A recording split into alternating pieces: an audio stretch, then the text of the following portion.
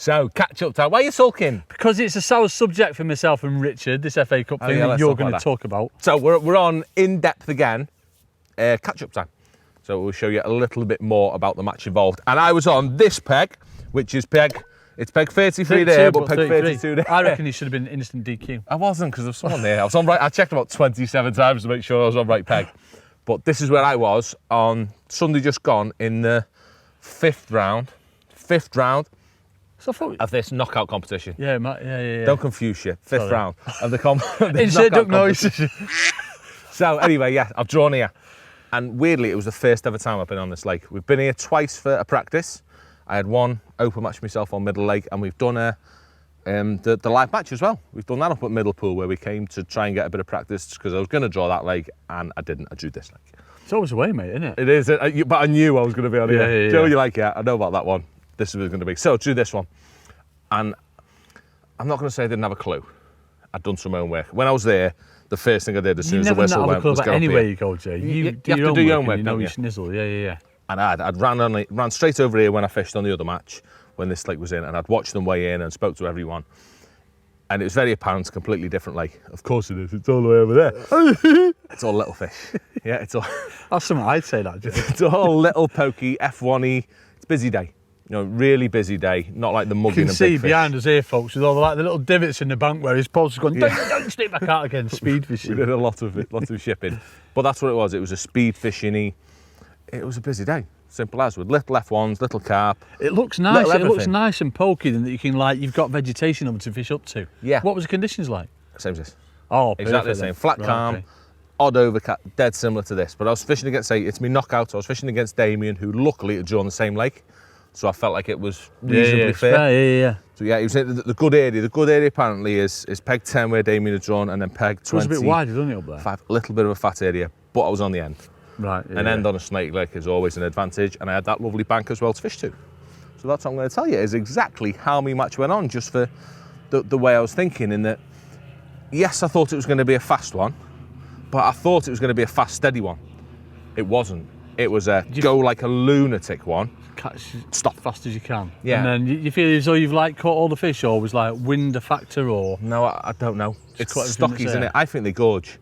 I think little F1s.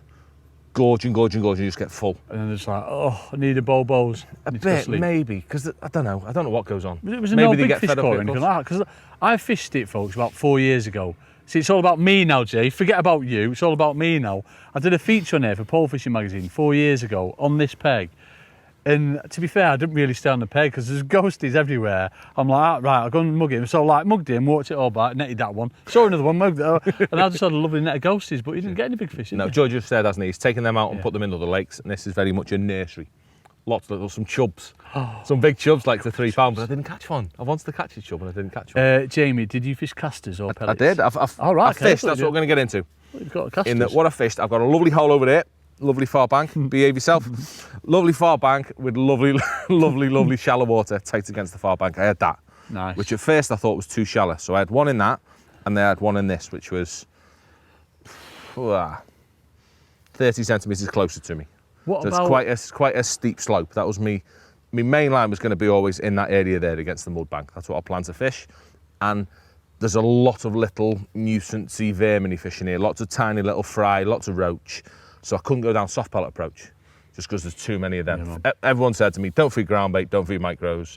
The fish are a pain. There's so many little ones, little skimmers. And so I just fished hard pellets. My favourite way of fishing. Where have you fished down the edge there? That way down the edge, come into that in a minute. Yeah, I've not bothered any other edges. So I've started on that across. I've started a bit deeper, I've caught 3 straight away, then got linered out, and I've spent an hour fishing against the mud. Cupping an odd few, just to tighten it up. But mainly just catching 4-mils. Oh, nice, mate. I mean, just rafting like 6 to 10 4-mils right on the mud. Yeah. Going in with a little diddy rig straight in. You get a neat bite. It was wonderful. Yeah, probably a £30 in the first hour doing that. Lovely. Then, weirdly, as it always does, it's just gone. You go in one cast and it doesn't go, and you're like, it just goes slower and slower, doesn't it? Have you done your normal thing where you've done 3 rigs for that same area? Just 2 I did, but I dropped back down, didn't catch one.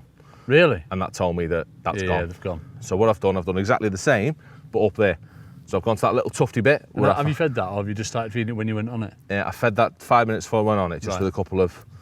But we're late now, we're on what? We're on half 12 August. now. like same as yesterday. And at the minute you can see it's got a cloud on it, a shadow on it. While the shadow were there, down the edge was good. Yeah. So I've had a really good response across, caught £30 there, gone down there, done exactly the same thing. Just past that reed bed, Yeah, mate. where the spiky Tina Turner wig is. Looks nice, that. We fished up to that, and again, lovely, just with hard pellets, catching some in. I've had another £30 there in the second hour and a bit. So I've got £60 after 2.5 hours, I'm going to say. Boy.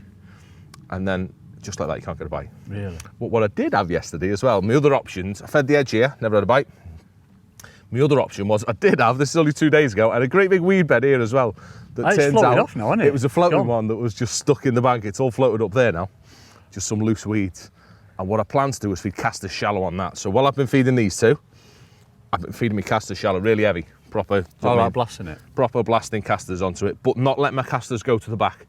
I've only fed my casters in line with sort of the edge of the reeds, Yeah. where it was about 5 foot. I mean, it's a really, really, really, really, really steep slope over there, like ridiculously steep. So I've come to the bottom of it just to catch the scavenger fish. Right, okay, yeah. Do you know what I mean? The skimmers, That's where you catch like the chubs and all that now, wouldn't you, with casters? Definitely, yeah. I just don't think the chub are feeding. There's a lot of these silverfish, I think they're eating them. But so I fed that there. I've not had a bite shallow, which I thought I'd go on that, catch shallow. But in hindsight, I think I just obliterated all the proper F1s. Right, I think I'd caught all of them. They're in my net. There's no one in the area. So dropping down to the bottom of the slope with a big 414s rig, but all my bulk at the bottom end to whiz it down past these little tiny roach. Yeah. And I've just ticked over on it. Literally, I've just ticked over, feeding like 20, 30 casters, sitting there, and I'd get a bite and it'd be a skimmer, an F1. Do you know what I mean? Just a ratty, catching some bites. But you often find that on these sort of lakes is that your shallow water's brilliant to start with. You catch all the bigger feeding fish. Then you have to drop into the middle and catch the ugly fish. Yeah, definitely. You know what I mean? The ones 100%. that your topper-upperers, and it's been so important for me on the day. You can't see what's going on. You've got like, what, 5 or 6 pegs and that's it? Yeah, I could see 2 more people, but the same would happen to them. They'd caught and then they were struggling. Right, okay. You could tell it with that. Do you know when the lake just shuts down? Yeah, you could tell it with that sort of day. It'd stop feeding, whatever. You couldn't see anything. I would catch an odd one, don't get me wrong. I'd rotate my casters on the bottom, at the bottom of the shelf. I'd go on that, I'd catch 5 or 6, and as soon as I'd catch a couple of gudgeon or a couple of perch, you knew. I'd come off it and I'd spend 10 minutes at the back, and I might catch one. Oh, right, okay. I mean, really patient, I might catch one a pound. Do you keep going back on your pellet lines as well, or was That's what I mean, I keep going onto my pellets at the back. I never went back down the edge. When that went, it went. Yeah. I never had another indication down there.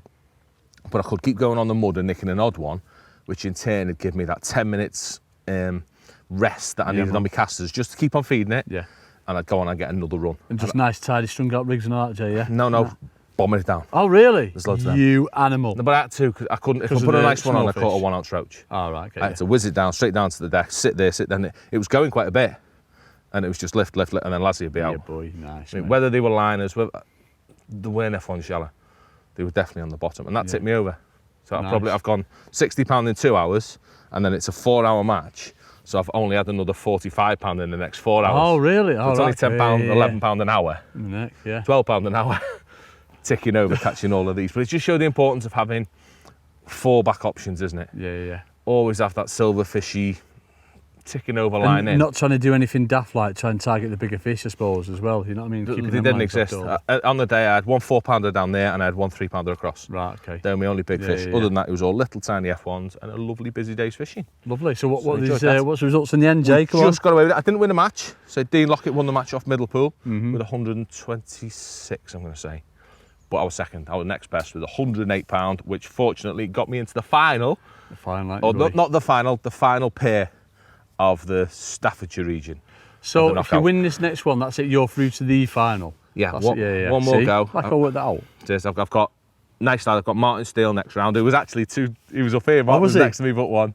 Yeah, he was up there. So we've snuck into that, and that is the next one to come for fingers crossed. Chance at 100 grand. Big ones, Jay. Imagine that. I'm going to retire for winning that. Mate, done dusted. You could set us all up, couldn't you? I'm going to buy an ice cream van and retire. That's boy! Raspberry nipples. So yes, that was me catch up with the peg. It's a bit more in depth than normal, and we'll see you all soon.